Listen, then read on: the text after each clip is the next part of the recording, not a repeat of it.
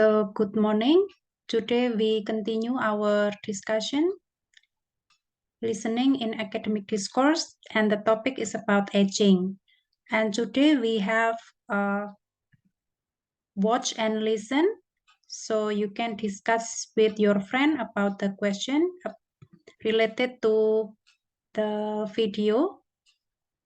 So you can look at the photo, which picture best represent a typical retired person today. And the second question, are most retired people in good health? Why or why not? So you can watch the video after this, and then you have to write true or false next to the statement.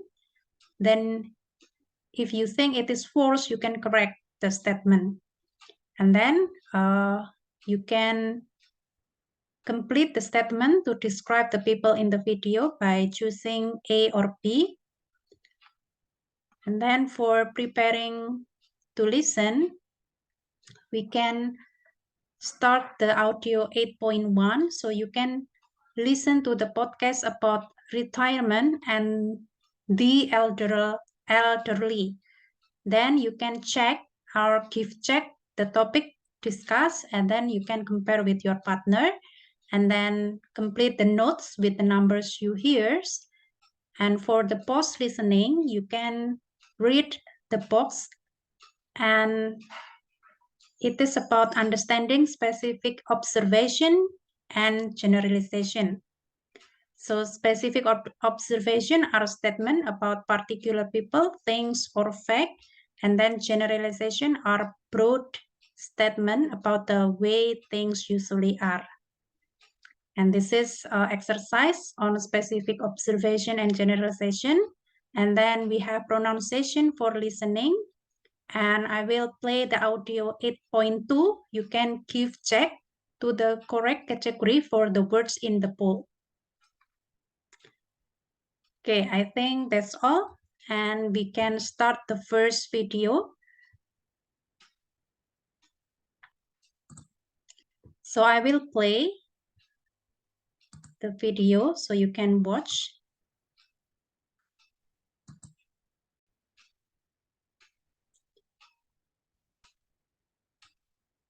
So this is the video that we will play.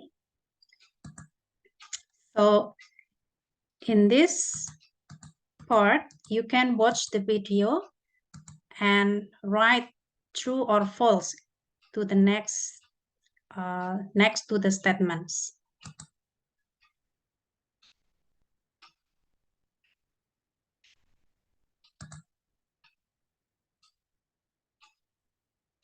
This is retirement boomer style. This is what retirement should be. Gordon Feld and his equally adventurous wife Peggy spend their days zipping through the Arizona desert. So this is retirement? Where's the shuffleboard? Nah, that's for old people. They bought a home in this retirement community 45 miles from Phoenix. Developments like this cater to boomers concerned about cost and lifestyle. The average house sells for about $200,000. And $100 a month buys the amenities many boomers demand. They're highly educated, they have high expectations of what they want in their life, and they expect to live a long time. Helmets on. In fact, 86% of boomers say they'll be more active in retirement than their parents were. But to pay for it, 70% will keep working, at least part-time. And 42% are delaying full-time retirement because of hits to their retirement accounts and home values during the recession. They're having to work longer trying to rebuild their investment portfolio in their 401ks. 62-year-old Jerry Axton is still running his handmade furniture business, even though he's been living in this retirement village for 2 years. Doing nothing doesn't sound very exciting, and retirement borderlines to me doing nothing. Most of these boomers feel their sunset years are still a ways down the road. Ben Tracy, CBS News, Buckeye, Arizona.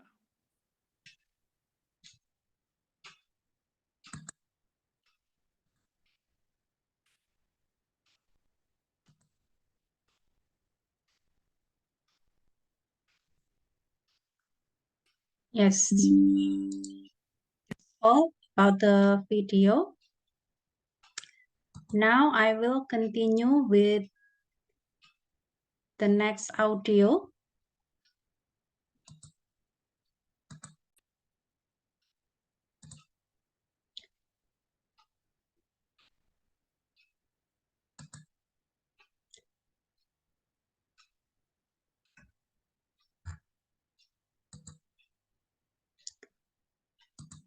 So we have audio 8.1. You can listen to the podcast about the retirement and the elderly. So this is the audio. Hello, and welcome to the Money and Finance Podcast. I'm your host, Ian Brown, and today's topic is retirement. In the past, giving up work in their 60s signaled the end of an active, exciting life for people. It was seen as a time for staying at home, doing the gardening, and being very careful with money. 20 years ago, most people planned to leave a large sum of money to their children upon their death and didn't spend a lot on themselves once they started to rely on their retirement funds, whether those came from an employee pension plan or Social Security. But times have changed. People nowadays don't think of the 60s as old. People who have exercised and eaten a good diet throughout their lives have plenty of energy to enjoy life, no matter what age they retire at. Many of today's older people see retirement as a reward for a lifetime of hard work, and rather than saving their money to give to their children, they're spending it on luxuries, travel, new cars, and meals out. And because they worked hard and saved hard for their retirement, they have plenty of money to spend. As a group, the over 60s in the United States have over $25 trillion in assets, property, money in the bank, investments, and so on. Retirement assets accounted for 36% of the household financial assets in the United States. The average married person between the ages of 65 and 74 spent 26% of the household income on food and entertainment. Rick and Nadia Jones are typical of this new approach to retirement. I asked them to share their thoughts. Well, in my working life, I was a banker and Rick was in business. We both retired at 65, and since that time, we've traveled a lot and have had years of excitement and fun. A lot of our friends are doing the same. We're still healthy and we love traveling, so why shouldn't we? I had to persuade Rick to agree to the idea at first. It just wasn't like that for our parents. However, we've managed to save enough money to permit us to live the life we've always wanted, and I think we've earned it. We've been to Alaska and Europe, and Nadia loves the weather in the Caribbean. We've been there 3 times. According to one survey, 20 years ago, most of today's older people believed they would work in the garden, read, and babysit their grandchildren. However, retired people now want to do more exciting things. Do you agree with this? I do, I think. We worked hard during our careers to ensure that our 2 daughters had a good education. They're both married and working now. I want to be involved in my children's lives, but I do also want adventure. We live close to both our daughters and offer to babysit our grandchildren regularly, but we're not a free daycare. Exactly. We don't have any dependents anymore.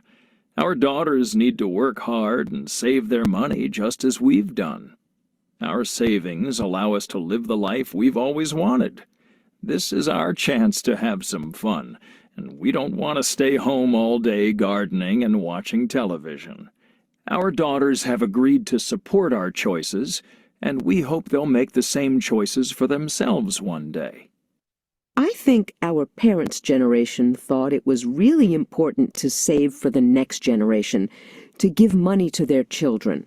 But our generation doesn't think that way. We've talked to our daughters about it. They understand that the money is ours to spend.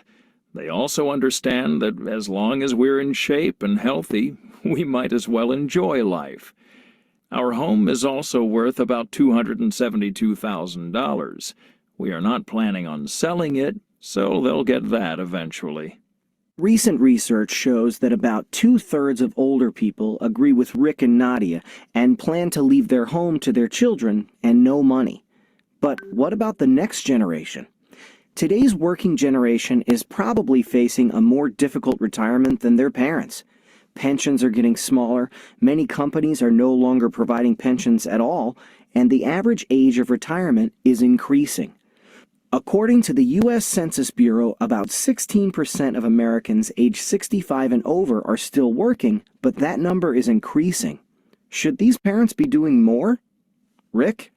I think we both feel we've done our part as parents. We have many happy, healthy years ahead of us and still have other things we want to do with our lives. And now we're doing them. I'd advise everyone else to do the same.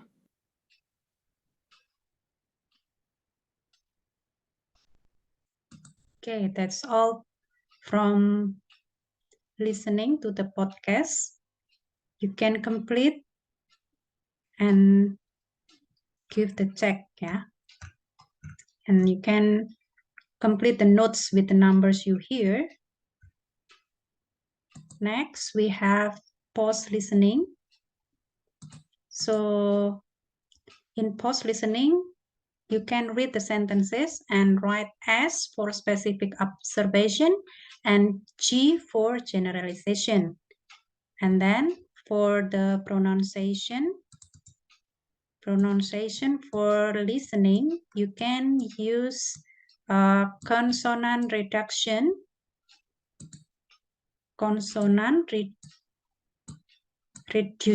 yeah, and joint vowels. So when speaking naturally, native speakers do not always pronounce each sound, so they connect words, which may cause consonant reduction, in which consonant sounds such as T or D are dropped. Okay, next we have, you can listen and give check to the correct category for the words in bold. 1. And because they worked hard and saved hard for their retirement, they have plenty of money to spend. 2. According to one survey, 20 years ago, most of today's older people believed they would work in the garden, read, and babysit their grandchildren. 3. They understand that the money is ours to spend. 4. They also understand that as long as we're in shape and healthy, we might as well enjoy life. 5. We are not planning on selling it, so they'll get that eventually. 6. I think our parents' generation thought it was really important to save for the next generation. 7. People who have exercised and eaten a good diet throughout their lives have plenty of energy to enjoy life, no matter what age they retire at.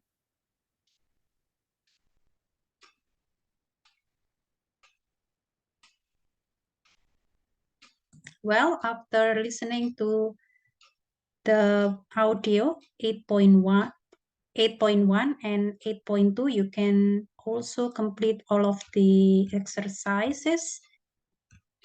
And then next we have language development. So you can read the explanation in the box. So some verbs can be followed by infinitive, and some verbs can be followed by gerund. Then some verbs can be followed by either. And then next, we have listening. While listening. So while listening, you can take notes on main ideas. So you can listen. So this is the situation. Listen to the two students, Mika and Ahmed, give presentations on the situation for elderly people in their countries.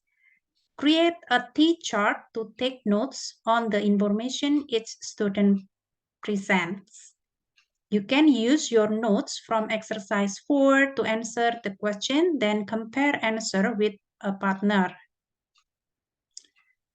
Okay, I will play the audio. Hello, my name is Mika. I'm going to discuss how things are changing for elderly people in Japan. I'll begin by explaining the importance of family in Japan and present some figures that explain how the population is changing.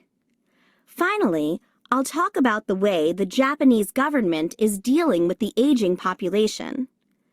Family in Japan has been very important since the days of my ancestors. However, while the extended family is very important in other countries, the focus in Japan is on the bond among children, parents, grandparents, and so on. Of course, this means that in many cases, when elderly people can no longer take care of themselves, they move in with their children. Japan has one of the highest life expectancies in the world. Its population is about 127 million. If you look at the data I've provided, you will note that it indicates there were about 33 million people in 2014 over the age of 65 in Japan, nearly 26% of the population. By 2050, Japan's population will be about 99 million, and 35% of the population will be over 65. The population of children under the age of 14 is expected to fall from about 19 million to about 18 million in 2020 and 12 million by 2050. This can be traced back to a low fertility rate. That is, the number of children being born to a woman during the time she is able to have children. That fertility rate has dropped to just below 1.5 children per woman. Young Japanese people are waiting longer than their parents' generation to get married, and when they do, they're having fewer children. Young people now enjoy a lot of free time in their 20s and 30s, but this also results in the same issues that other countries are facing. More and more elderly people to take care of, with fewer younger people to be providers.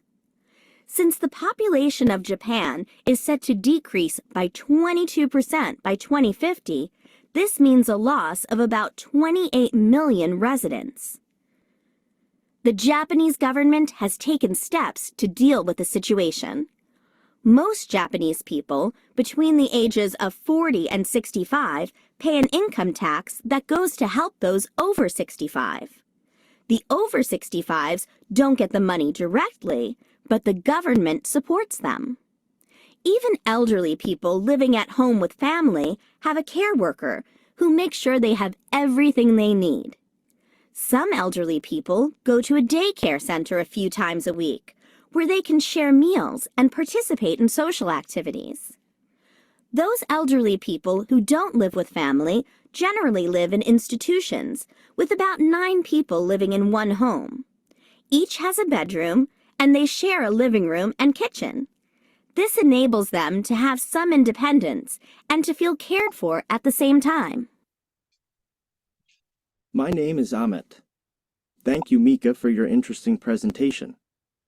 My topic today is how elderly people are cared for in Turkey. First, I'll give some background on how the elderly are usually cared for. After that, I'll talk about some of the drawbacks and benefits of this system, and I'll finish by explaining the challenges ahead. Mika explained that it is becoming more and more common in Japan for elderly people to live in institutions when their ability to care for themselves declines. Moving old people into nursing homes allows the younger generation to continue their lives without having to worry about daily care for an aging parent. However, in Turkey, 80% of households have an older person in them. Many families see this as the natural solution to dealing with old age. As parents, we devote ourselves to our children. In turn, as adults, we devote ourselves to our aging parents. Most people my age have a grandparent living at home. The system has drawbacks, both for the families caring for elderly people and for the elderly people themselves.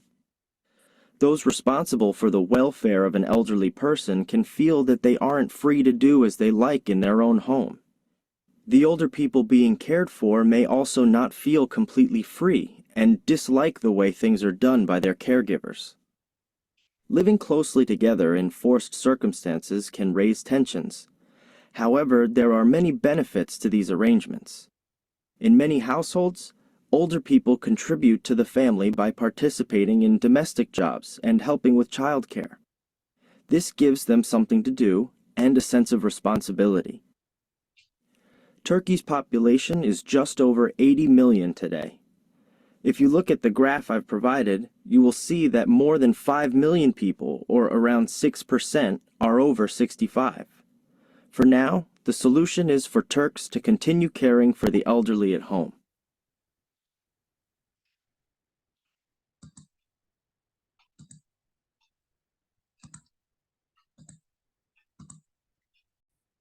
Okay, so that's all for the listening session. So you can complete the PowerPoint, the first PowerPoint and the second PowerPoint. This is the PPT about while listening 8.3 tadi audionya, and you can use the notes from exercise 4 to complete the details in the table. And then post listening, you can work in pair or in a group. And then write C for cause or E for effect. For the following word and phrases in bold, you can use the situation. So the direction is, are the situations following the words and phrases in both causes or effect? You can write C for cause or E for effect, and then you can discuss with your group and or with your partner. And that's all for today. Thank you and have a nice day.